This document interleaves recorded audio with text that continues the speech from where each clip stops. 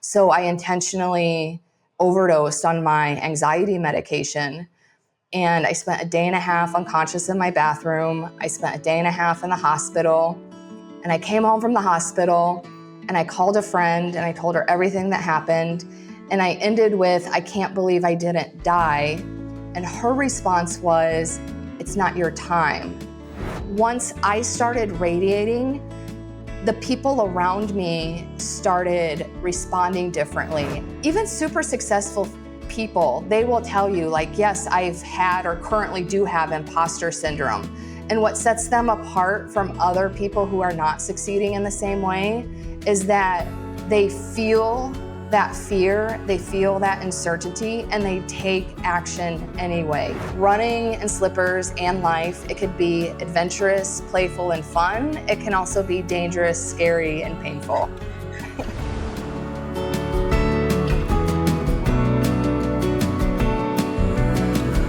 Hello, everyone, and welcome to another episode of Broken Beautiful Me, where we meet in this sacred space to share our conversations and do some real soul deep healing. Today, I am so fortunate to have as my guest Angie Hawkins. She is an inner glow coach who transforms high-achieving spiritual women from chasing love and approval to radiating fierce confidence so they can finally feel happy, free, and loved for who they are. I love that. She works with women who've done therapy, read the books, tried the spiritual path, but still feel like something's missing. Through deep inner work and identity transformation, she helps them break the cycle of not feeling enough so they can experience real love, confidence, and peace without having to change who they are. She is the author of Running in Slippers, a raw and beautiful memoir about finding resilience after emotional rock bottom.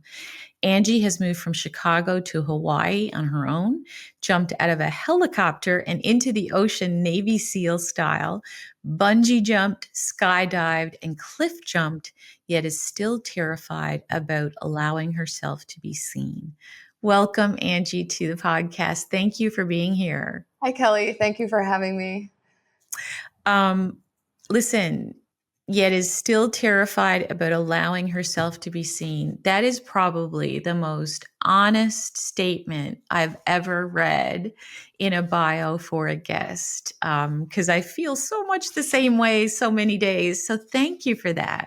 Yeah, and that's why I throw it in there. And also, that's the whole premise of my book, because it covers a 5-year train wreck period of my life. And the reason I wrote it is because what we see on social media is profoundly filtered and edited. Even in real life, we all put on our happy face mask. And as we were talking about before we started recording, we live in a just get over it society. So it's almost like you're expected to not feel certain ways. So I like to throw things out there like that because I know other people feel that way, especially because I have this outward appearance of being confident, and I am in many ways, but I still have fears. The only difference is I don't let them hold me back. I love that. So, and then the title of your memoir, Running in Slippers, I think that I just love it so much. So tell me about what brought you to write the book. Give us a little background about your journey and how it all kind of came to pass. And then you published this book, Running in Slippers, and the work that you do today. Well, it truly started in my childhood. I grew up in a home. The best way to succinctly describe it is that both of my parents were emotionally unavailable. So as an adult, I understand what that means. But as a child, I didn't have the tools to really, decipher that environment. So I started to develop a belief that I didn't deserve to be loved. And as you're probably aware, your beliefs dictate your behaviors, and then your behaviors dictate what you experience in life. So needless to say, I struggled for a very long time. I was a people pleaser because I felt like other people's opinions of me were more important than my own. I would overachieve at jobs that didn't respect me. basically I was seeking validation in everything outside of myself. And I felt like I didn't have worth unless I had that validation from outside of myself. And in 2017, my boyfriend broke up with me, and then my dad passed away. So I was plummeted into like the most profound grief I've ever been in. And I was 37 at the time, and I had spent 37 years running away from my feelings and doing everything I could to suppress them and not feel them. But when you're in that space of grieving, it's so hard not to feel your feelings. And unfortunately, I didn't have the tools to cope with it. So my dad died in February 2017, and I spent the rest of that year basically feeling like shit and feeling like I had no control over my circumstances. And that's when I had the idea for running in slippers because, we live in a just get over it society. So after a few months, everyone just expected me to be over it. And so I felt like I had to wear a mask, like, okay, everything's fine. But internally, I did not feel fine at all. And it's like I would go on social media and everyone's posting all these like happy pictures of how great their life is. And even in real life, other people are wearing this mask of everything's fine. And I just remember thinking, like, I cannot be the only one feeling this way. I was like, there's no way that other people aren't sad about, whatever, breakups or death. There's so many things that cause grief. So that's when I had the idea for the book. But then that was at a time I've always been terrified of allowing myself to be seen. And it's been a journey, but that's at a point in my life where it was just like, no, I could never allow myself to be seen in that way. Because in order for me to put out something vulnerable, it's like, that's really being seen. And that would be the only way to prove my point. Like, we're all going through shitty things, so let's just talk about it. But so in early 2018, because I was tired of not feeling good, I was like, okay, I'm going to make some changes in my life. I finally want to be happy. And so I was living in Chicago. I decided to move to Hawaii, which in some aspects was good because, first of all, that was a huge leap out of my comfort zone, which at the time was something like, now I have a regular practice of getting out of my comfort zone. But back then that was like totally out of my comfort zone. And it was also well-intentioned in the sense that I was trying to be happier and make positive changes in my life and actually doing something about my situation. But it wasn't well-intentioned in the sense that I was still seeking things outside of myself to be the thing that made me happy, because I thought a change of location would be the thing that made me happy. So then I moved here, and you can't move away from your problems. So I still had the same problems. And not only that, I had a whole new host of problems. So for example, this was 2018. It was before remote work was the trendy thing to do, but I was very fortunate. My company allowed me to move here and still work remotely. But at the same time that I moved, there was this huge management shakeup at work that threatened my role. So the first year that I lived here, I lived in constant fear of losing my job. And again, remote work was not popular or trendy. So like the prospects for a new job were slim. And then I had a really hard time making friends. So that felt really lonely and isolating, especially being thousands of miles away from anyone that I knew. And then the other major thing that happened right off the bat was, to prove how committed I was to my decision, I bought a condo immediately. It was like 2 months after I moved here. And then a month after I closed, a shared pipe in the building backflowed into my bathroom sink, and I wasn't home. So my entire condo flooded. So this was like immediately once moving here. And then for the next 2 years, it was like thing after thing after thing. Like my grandma died, and it was always something pretty major, honestly. And because I was reaching for all of these things outside of myself to feel better, and my external world was unraveling, my internal world started unraveling. And then COVID happened. So I don't think I have to explain how that exacerbated the situation. And then the straw that broke the camel's back was the end of a relationship during COVID. And I was like, I cannot handle this anymore. And I think we all have a time in our life where we feel that way. But this time was different because on top of that feeling, I just had this feeling of sheer hopelessness, which is such a dangerous place to be because I literally could not see any hope for the future. And I felt so miserable, and I had felt so miserable for so long that it was just kind of like, what is the point of being here? Because I just didn't want to be here anymore. So I intentionally overdosed on my anxiety medication. And I spent a day and a half unconscious in my bathroom. I spent a day and a half in the hospital. And I came home from the hospital and I called a friend and I told her everything that happened. And I ended with, I can't believe I didn't die. And her response was, it's not your time. And that was so profound to me. And it was exactly what I needed to hear because I was kind of at this crossroads because I actually felt worse than I did before I took the pills. So I was like, I just don't want to be here. And I was actually kind of angry that I had survived. But when she said that to me, I was like, I think I have a purpose. I don't know what it is, but I wanted to figure out what it was. And so I decided, like, I need to get help, and I'm going to get help the right way because I had tried traditional therapy and it didn't work. So I invested in myself. I got a coach. And on our very first call, he was like, if you could do anything and didn't have to worry about money, what would you do? And also, just to set this up, this was like a week after I got out of the hospital. And for several weeks, life felt very fragile. And my only goal was like to make it through the day. And so I can only imagine how I was presenting myself on this call because I'm just like struggling to make it through the day. But he asked me this question, and the first thing I thought about was the book. And I was like, I have this idea for a book. I wanted to be really raw and vulnerable and talk about real life things that nobody's talking about. And then I want to go on a book tour all around the world so that there's safe places for people to talk about, real life things that happen. And after I was finished telling him, he was like, did you realize how lit up you just got when you were telling me that? And I did notice my state change. So I was like, maybe the book is my purpose. So that's what led me to conquering my fear of allowing myself to be seen and actually writing and publishing Running in Slippers.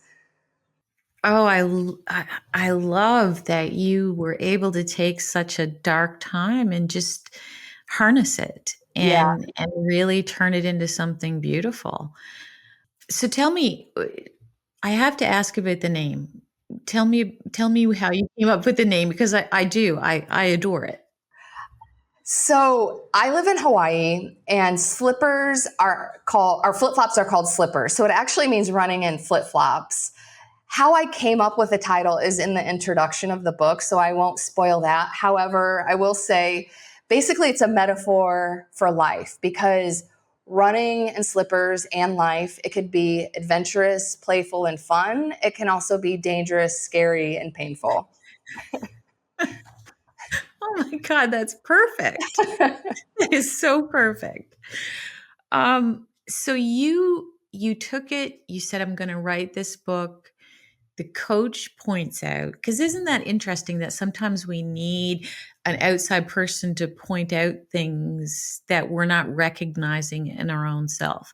So your Yeah. affect obviously changed when you started talking about this dream, this Yeah. little whisper from the universe, right? Well, even my friend saying it's not my time, because that may seem obvious to anyone listening that it wasn't my time, but I truly don't think I would have came to that realization on my own, mostly because I was stuck in my story of I don't want to be here. So I Mhm. needed someone to say something that profound to me because when she said that, that's when I was like, oh, I think I have a purpose that hasn't been fulfilled. And then, yeah, a week later, my coach, like, hey, basically what lights you up? And I realized, oh, the book lights me up. And also, when I very first started on the book, I was like, okay, I'll write it, but I don't have to publish it if I don't want to.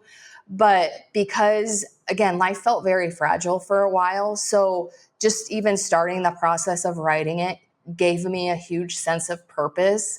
And also I was just felt so strongly about the mission. It's like, I think we need to be talking about things that people aren't talking about, that it almost seemed stupid not to publish it, even though it was scary. But It is so scary because you're putting yourself out there and you're allowing yourself to be seen. And that is terrifying.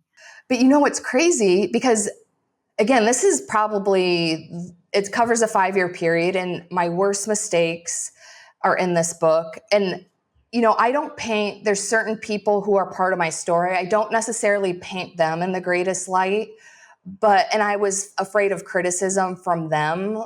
But it's like, if I planned my defense, I'm like, if someone ever comes at me for saying something negative about them in a book, first of all, if you are embarrassed of your behaviors being published in a book, then you probably shouldn't be behaving that way. But also, I didn't paint myself in the best light. Like, I was being honest about my own behaviors and actions. So my biggest fear was that readers would criticize me, like, oh, she messed up here, she did this, she did that. But the craziest thing is, I was so afraid of all this backlash and criticism. No one has criticized me. Every single person, not to my face anyway, but any single person who's reached out to me, and I'm talking about even complete strangers, all they say is how relatable it is, or, oh, this exact same thing happened to me. And so it just goes to show that we all go through the same things, maybe not the exact same things, but like we all have these shared human experiences, and we're just not talking about them. That is so true. And we as women sometimes feel that we have to keep that all internally. We have Yeah, to hold all of that in very tightly because, we have this expectation of ourselves to be, great at work, great at home, great. Like there's something about our thought process, I think, that we put expectations on ourselves that end up crippling us in the end because they're yes. just not attainable. In all fairness, though, I think there's also a lot of society expectations, because if you do break, it's like, well, why can't you handle it? Or like, this is life. Why can't you just deal with it? Yeah. But yeah, I it should be okay, because like none of us are superheroes. It's okay to have a bad day. It's okay to have an emotional breakdown here and there. Well, and I mean, I think realistically, if we look at it, there's nobody is spared in this life journey. We all are brought to our knees from Yeah, at one point or another, right? agree. So it's that's the universal journey that we all go on. So why can we not find comfort in the fact that we can all talk about it honestly? Because we Yeah. go home, we close our doors, and we're like, yeah, whew, I am hanging on by my fingernails, Yeah. right? But Yeah. when we go outside, oh, everything's great, everything's fine. So how do we help change that conversation? I think that's what this book can do. So talk to me about how we change the conversation that people are having about being superhuman and not having to worry about judgment, expectations. Yeah, I think it just starts with little steps. Like, so for instance, I think this conversation helps. I think what you're doing with your Facebook group really helps, because that's opening up a community to have safe conversations. With my book, so far I've only been doing local events, but usually the theme of my event is Instagram versus reality. And we do an exercise at the end. The first time I did this, I was like, I don't know how this is going to work out. But the exercise is, you show a picture that you've posted on Instagram or somehow publicly posted where you're all happy and everything's fine, but then you tell the backstory of what's really going on. Mhm. And that exercise is so powerful. And I was afraid that people wouldn't be willing to like open up and be vulnerable. But the theme of the workshop is I lead with vulnerability. And what people open up with in these stories about like what's going on behind the pictures. Like, for example, one was, because I live in Hawaii, and this girl, like her and her husband were on a staycation in this really nice hotel. And so like the picture was like them in this really fancy hotel. But she was like, oh, this is when I first got sober, and, blah, blah, blah, blah, blah. Because she was dealing with like not wanting to drink and had this whole internal struggle. And she actually wasn't really having a good time at all. And but like just like the vulnerability and the stories is so powerful. So that just goes to show, even if you just have a handful of people, like the ripple can start from there. I love that. So you work with women who are trying to move from like burnout or people pleasing or finding more confidence, embracing their own beauty. Um, what's the first sign that someone is abandoning themselves, or and how can they begin to shift from that? So when they show up to you, so what are they feeling? They know something's not working. Actually, that's usually what people will say, or something along those lines, like, I have this really good job, I'm really successful, I have a family, like everything seems fine on the surface, but it feels like something's missing, which I think another way to describe that is like you just don't feel fulfilled. So that's a huge sign, because if you're like checking all the boxes on paper, like, yeah, I have the job, I have the family, I have this, I have that, but you still feel like you're missing something internally, that is a huge sign. And some people are more in tune to their intuition than others. So it's hard to describe, it's something that everyone can understand. But I think the most basic way to describe it is what you said. It just feels like something's missing, even though you feel like you have all the things.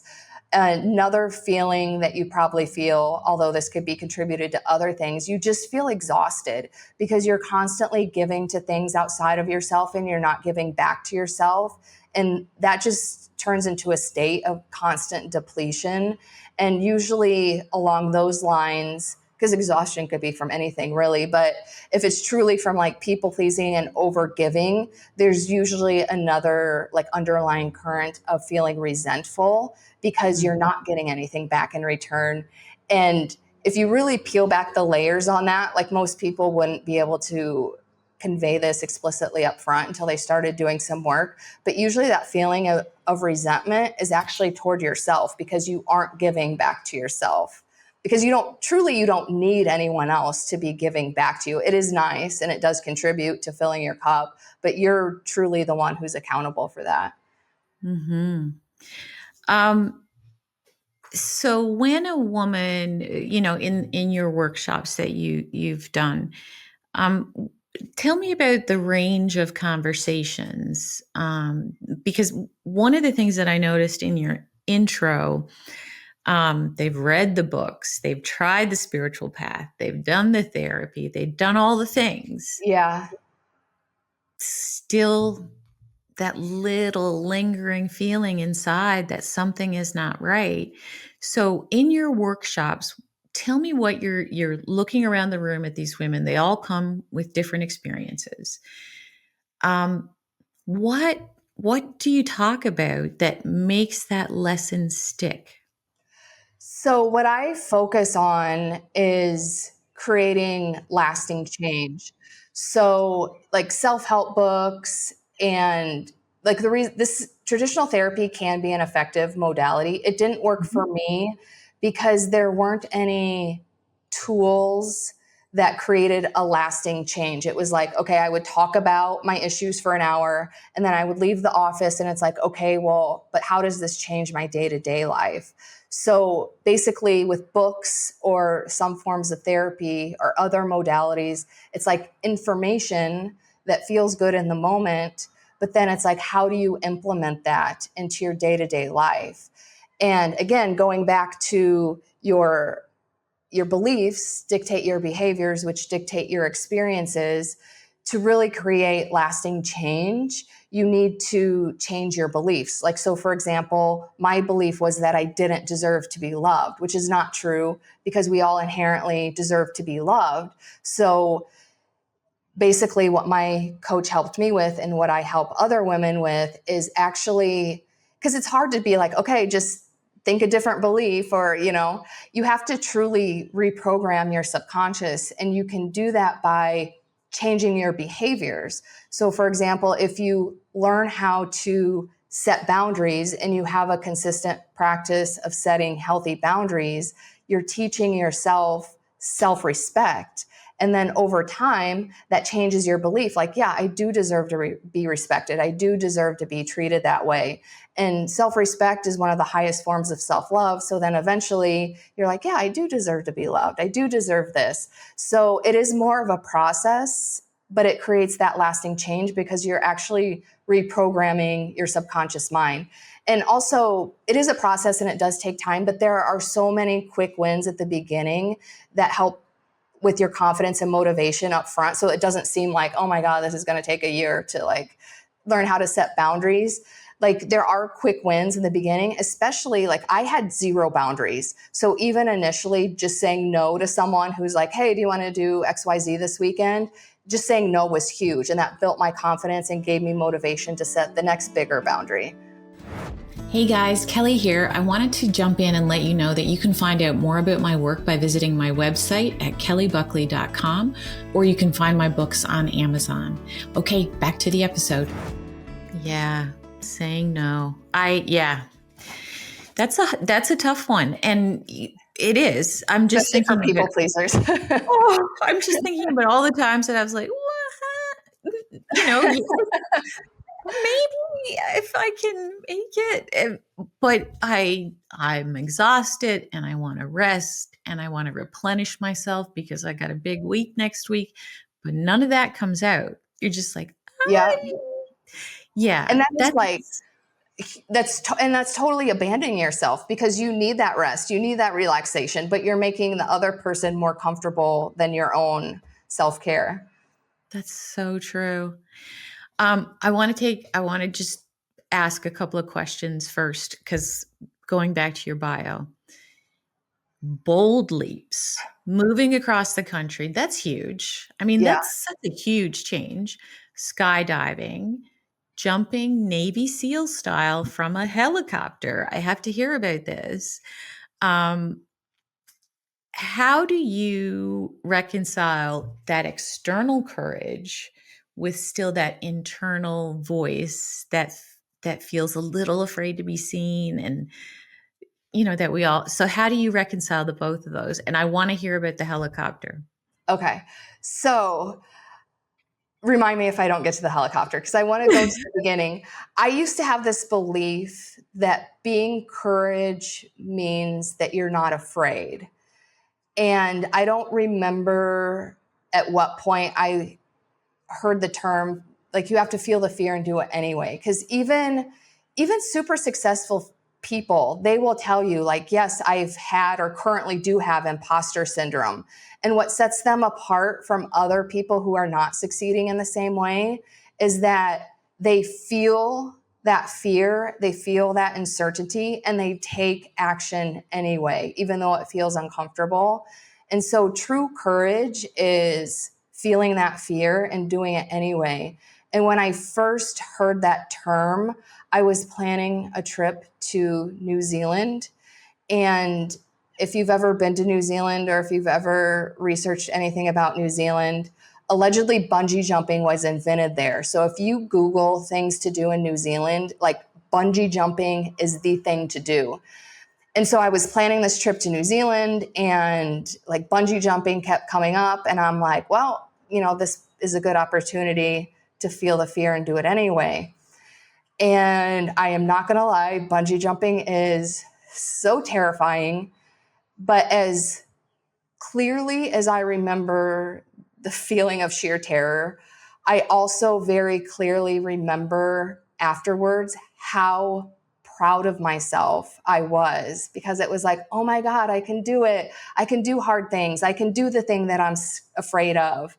And so, and I don't recommend, that was kind of like a huge leap. I do recommend taking smaller steps, but my point is that feeling like of how proud you are for doing it, that's the thing that keeps me motivated. And so after that, I was like, okay, I'm going to have this regular practice of pushing myself outside of my comfort zone. So that's how the skydiving came about. That's how jumping out of the helicopter and the ocean came about, because all of those things were scary, but it's like, And I actually relate a lot of things in my life, not just adventure things, but even like taking leaps in my career or allowing myself to be seen.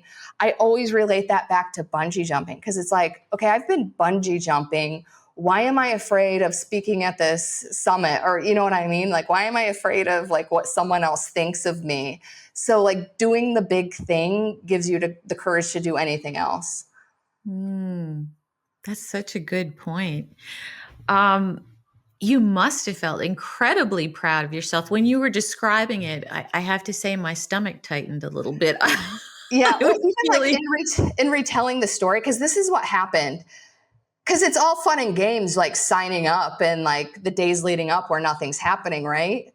But then I show up, and even like when the guy was putting on my harness and everything, and we're talking, I was like nervous, but the reality hadn't hit me yet.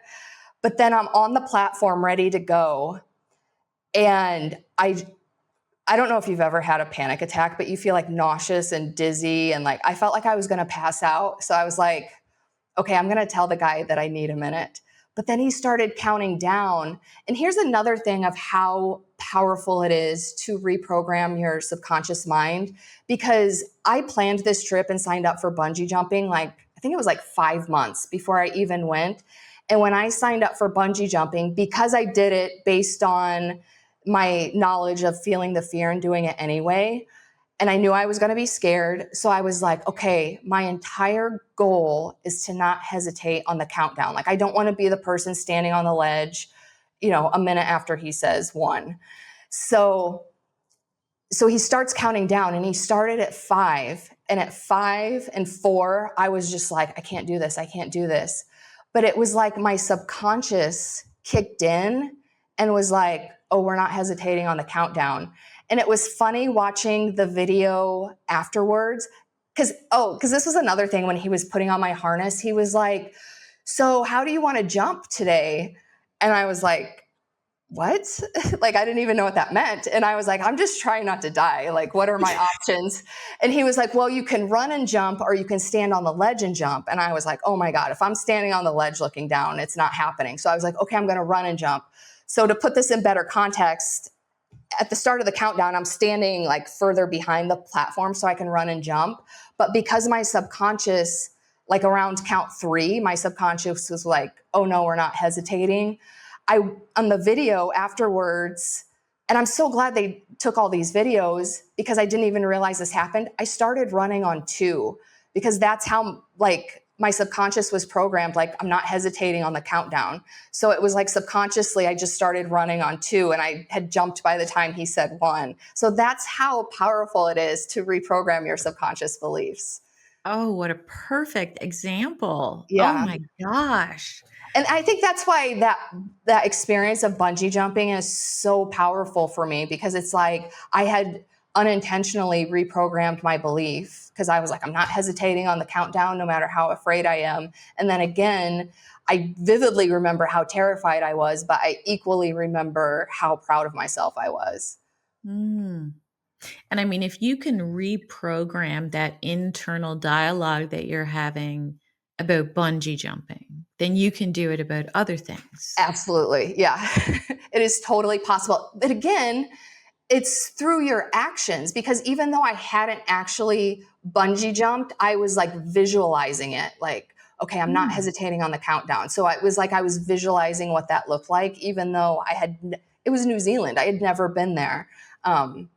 So yeah, it's so powerful. That is so great. Um, you emphasize intuition. Yes.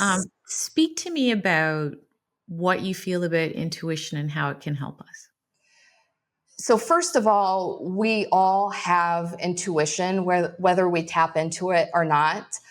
I am fortunate that I've always kind of had it, although it's unfortunate because for a very long time I would just ignore it. Like, I would hear it, I understood what it was, but it was just like, no, no, no, no, no. And then of course that led to like bad mistakes and wrong decisions and all of the things. And it was, I almost said coincidence. I think it was divine timing. a few months after I started working with my coach, I was invited to be part of this intuition group. Hmm. And and the reason why this was divine timing is because, first of all, I needed this at that time, but also the group is based out of Chicago. And because I used to take these intuition and manifestation workshops with these two women who had a business there, who ran them. Mm-hmm. And for their entire business up until COVID, they never did anything remotely. So I was like so fortunate when I lived in Chicago and I was able to take advantage of it. But when I moved here, I had just kind of cut that tie because they didn't do anything remotely. But with COVID, they were forced to do things remotely. And because the vibration of the universe at that time was like heavily in fear, they were like, well, they decided to create this group and invite people who had been to the workshops. And here's the other thing about it, they only invited people who had been to the workshops and they recognized they had a gift. So they saw something in me before I saw it in myself. But the reason I needed that, and we all need it, but it came to me in divine timing because I, before I overdosed on the pills, I essentially hated myself. I never would have described it that way, but now in hindsight, I can see it very clearly. And so I was working with my coach on building behaviors to respect and trust myself. But through this intuition workshop, and I'm still part of this group, we meet every single month. But through tapping into my intuition and developing my intuition, I have learned to trust myself 100%, which is 100% aligned with self-love. Like trusting yourself is one of the highest forms of self-love because I used to always ask everyone else for their opinion. I used to like, read astrology reports or whatever, like what's going to happen? What should I do? And again, that's trusting in things outside of myself, but only I know what's best for me. And even now, like it's okay to ask someone else for their opinion, but you have to use discernment because only you know what's best for you. Because even to this day, I'll get advice and I'm like, that just doesn't resonate with me. But it's because my intuition is so locked in that it's like, I just know what's best for me. Even if I make a bad decision that my intuition led me to, I know there's a reason and there's a lesson that I need to learn in there. So I just want to point out, like being plugged into your magic doesn't mean that nothing's ever bad is going to happen to you and you're never going to make a quote unquote negative or wrong decision. It just means your intuition and trusting your intuition puts you on the path that you're meant to be on, if that makes sense. It does. And truly, I think that in some ways in society we are programmed to seek validation outside of ourselves Yes. and to turn the volume down on that little inner voice. And then we have to relearn when we get older Yeah. how to start trusting and listening to ourselves again. Yeah. And again, like we all have it and it's so powerful and magical. So yeah, retuning into your intuition is a huge tool that I highly Mm. recommend. I always know because I'm a big believer in following that little inner voice that I never listened to for decades before. Um, Same. but I always know when I'm on the right track because I get like almost like a tingling in my arms. And then I know it's right. Yeah, and It's weird. no, it's not weird because I get like this sensation in my chest, but that's just it because and it's nice being part of this intuition workshop because I receive messages and have feelings that are different from other people. So that's been helpful for me as a coach because I don't want to be like, well, this is how you tap into your intuition because it's different for everyone. But that's a huge part of it is just like creating that awareness. Like, what are your signals? So the fact that you know your signal is huge because now that's your guidance system going forward. Hmm. Yeah. I mean, I just think it's an important gift that we need to put more attention to. Yeah. Yeah. Um, So, women, you talk about igniting an inner glow. So, what does that look like, and how does it ripple outward into their relationships and careers and communities? My coaching program, it's called Shine from the Inside, and it's based on this concept that we're all born with a light inside of us. I mean, even as an adult, if you see kids, they're running around, they're screaming, their clothes are dirty, they don't care what anyone thinks. But then you move along life and there's society pressures, there's family system pressures that tell you like how you should be or like what you should be doing. And so along the way, your light starts getting dimmed because you're conforming to things that aren't really you. So, and another reason I don't feel like a lot of self-help stuff is effective is because the message is that you need to fix yourself or you need to change something about who you are. But I think true healing is just coming back to who you are and lighting that light back up inside, because true love, happiness, and fulfillment comes from inside of you, and you feel it when your light is lit up. So not only does that create a sense of happiness and fulfillment for you, if that's the only thing it did, that's still amazing. Because, and I'm speaking from a place of, I spent a lot of my life being unhappy and unfulfilled. So just feeling good most of the time totally changes my quality of life. But not only do I feel happy and fulfilled, again, the reason I call it Shine from the Inside is like when I first started feeling truly happy and fulfilled from within, it was like I felt this warm glow in my chest, almost like there was a sun in my chest and it was radiating outward. And once I started radiating, the people around me started responding differently. And I'm talking about even strangers on the street would just like start coming up to me and started talking to me, or like things at my job where I was like struggling started feeling easier, or I would just attract like new higher quality friends. And it's because when you're shining from the inside, you're radiating this energy that draws, and again, this is like in the realm of woo woo. So I know some people will understand this and some people won't, but you attract what you are. So when you're in this higher vibration energy of love and compassion and happiness and joy, you're drawing in other people. So that enhances your relationships. And even if you're in the same relationships, trust me, the dynamics will be different, but it also draws in like opportunities. So it could be like a new higher paying job. But again, if it's the same job, like trust me, like you'll get promoted, like because it's all about aligning to the energy that you're in. So if you're in a job that's lower vibration and you start operating at this higher vibration, trust me, opportunities will come up to meet you there. So yeah, it affects all areas of your life. And to get even more woo woo, I feel like you're either contributing to lowering the vibration of the universe, because there's a ton of fear propaganda and anger right now, or you're contributing to raising the vibration of the universe. So, there's a lot of things going on right now.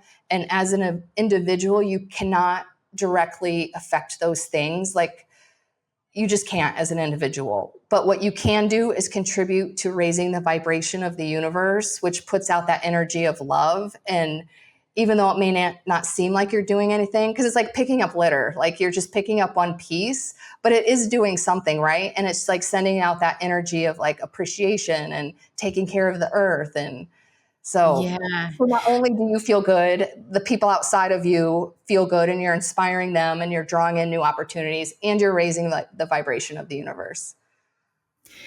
I absolutely love that, and I'm a big believer in that. My husband and I are kind of on a journey right now with breath work and sacred geometry. So we've been learning a lot about it, and my dear friend is our teacher, and she just has so much wisdom. But you can see that glow around her. I I can mean, see it. I've had strangers on the street come up to me and say like, "Oh, you're glowing," or "You're so beautiful." Oh, that's another thing. I get more compliments. I'm 45 years old. I surf. I live in Hawaii. I have like more wrinkles and sun damage than I ever have. I get more compliments on my beauty now than I ever have because yes, it just radiates outward and people can see Mm, it. they can. And I think that that's an important piece of the conversation, is that vibration piece. Because I think we're starting to understand how connected we are. Yeah. Um, so we can either be connected to what's not working, or we can connect ourselves to raising the vibration of the collective group Yeah. of, right. But because it is tough out there these days, and there is a lot of um, struggle and division. And so how do we keep our sense of self? And you brought up a point where, you're looking around the outside world and everything seems out of control. And so finding and grounding yourself Yeah. is so important these days, because you Well, could lose yourself in the mess. exactly. Because again, I used to only rely on external validation, and my life always felt chaotic. It felt like a struggle. And then once I had that internal grounding and internal sense of self-worth, now it's like, oh duh, no wonder why I always felt insane, because you're always getting pulled in so many different directions. And let's face it, there's always bad news somewhere, or like there's always Oh, something, even in your own personal life, it's always something, right? But if you're right. always getting pulled in these different directions, it's so chaotic. But when you have that sense of like, okay, this really sucks, but I know I can handle it and get through it, that Mhm. just changes your entire life. It does. And when you talk about that glow, I think about, I had a book, um after my son died. I kept it in my purse. It's still in my purse all these years later. It's called The Pocket Pema Chodron. I love Pema. She's a Buddhist nun. Okay. And so it's like little simple, it's like $7.99 on Amazon. Get it, put it in your Okay. purse. But when you're sitting in a waiting room, or you're at the DMV and things are kind of low vibration, I always pull this little book out, and I've read through it hundreds of times, but I always find a little piece of wisdom in there. And one of the things that she writes about is, she calls it the bodhicitta heart. And it is this place within you, this unchangeable light that shines within you. Yeah. And I remember reading that when I was at the darkest point in my life. And I was like, really? Is it in there?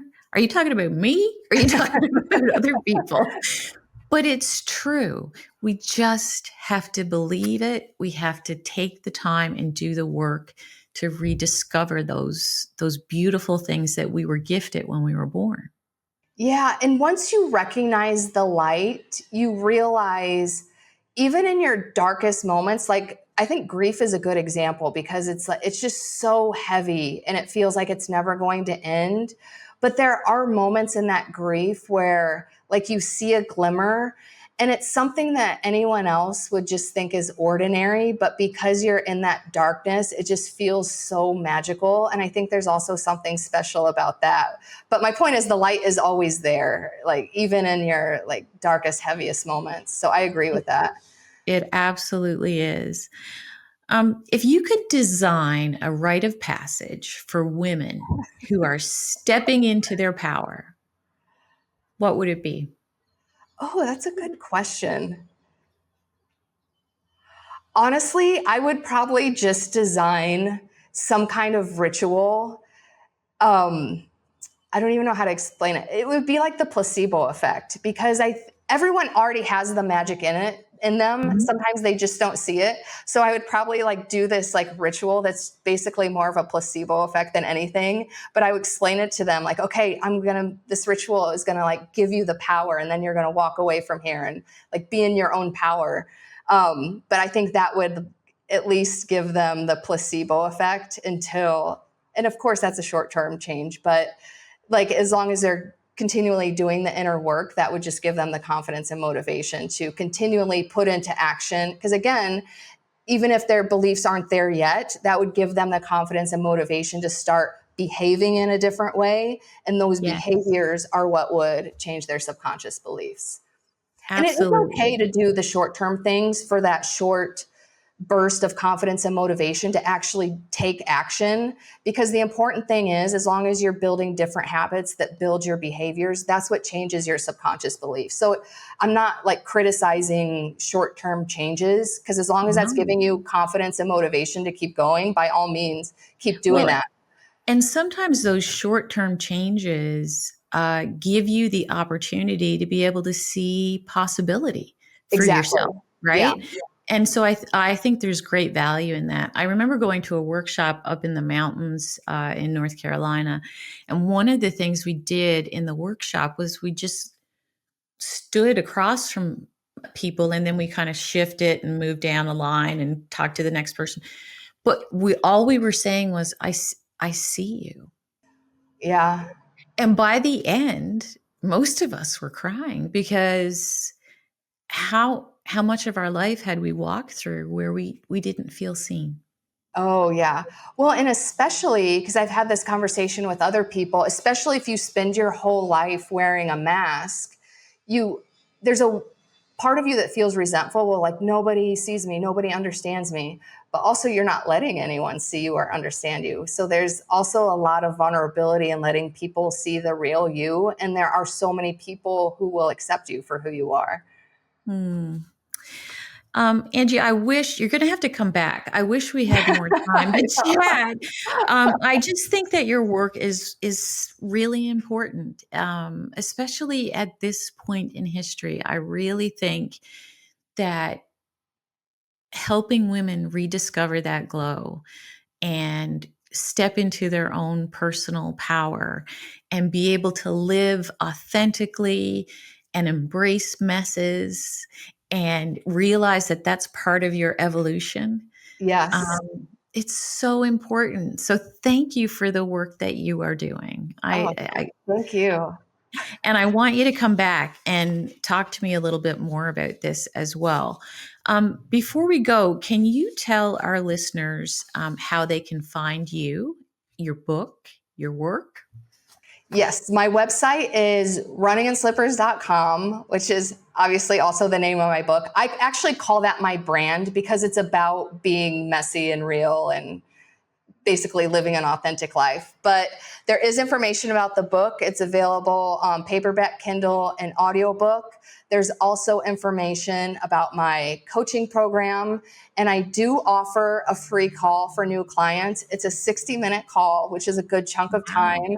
And Yeah. we will work through whatever you're struggling with. We'll get as much as we can done on the call. And then I will give you recommendations for going forward.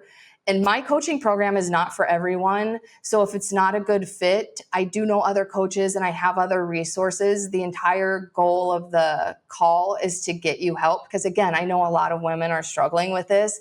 Hmm. You deserve to feel happy and fulfilled. So please get the help that you need. And another reason I tell my stories because I had to hit rock bottom before I got help. So I also like to point out like you don't have to get to that point, and I highly recommend that you don't. So I'm here to help you, and so please feel free to schedule a free call.